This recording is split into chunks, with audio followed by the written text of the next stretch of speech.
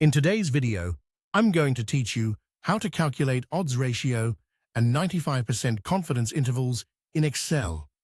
Start by opening Microsoft Excel. We'll work with a simple 2x2 contingency table. Put your exposure in rows, for example, exposed yes and exposed no, and your outcome in columns, disease yes and disease no. For a concrete example, imagine a table comparing smokers and non-smokers. Smokers with disease equals 40. Smokers without disease equals 20. Non-smokers with disease equals 10. Non-smokers without disease equals 30. Label these four counts as A, B, C, and D so they're easy to reference. A equals 40, B equals 20, C equals 10, and D equals 30.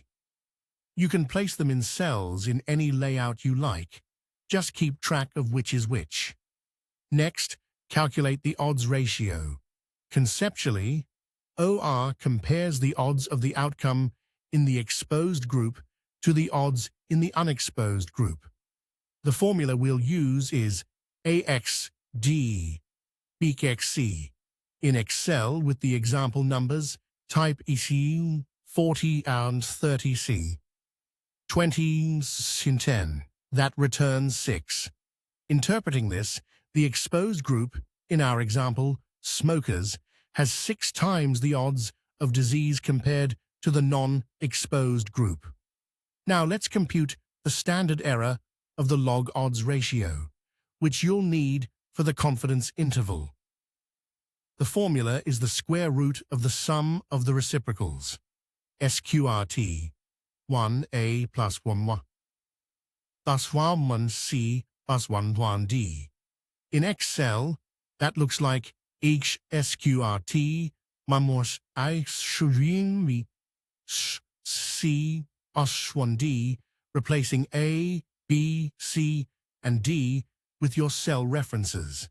This value reflects variability on the log scale.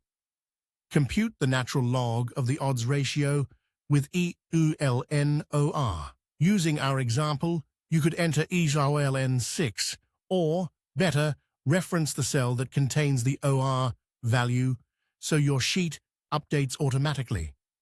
For the 95% confidence interval, calculate the lower bound first, e to the power of LNOR minus 1.96 times the standard error.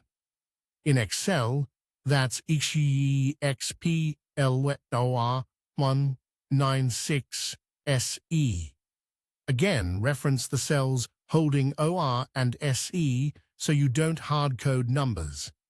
Then calculate the upper bound using e to the power of LNOR plus 1.96 times the standard error. In Excel, enter EXPLNOR 1.996 SE.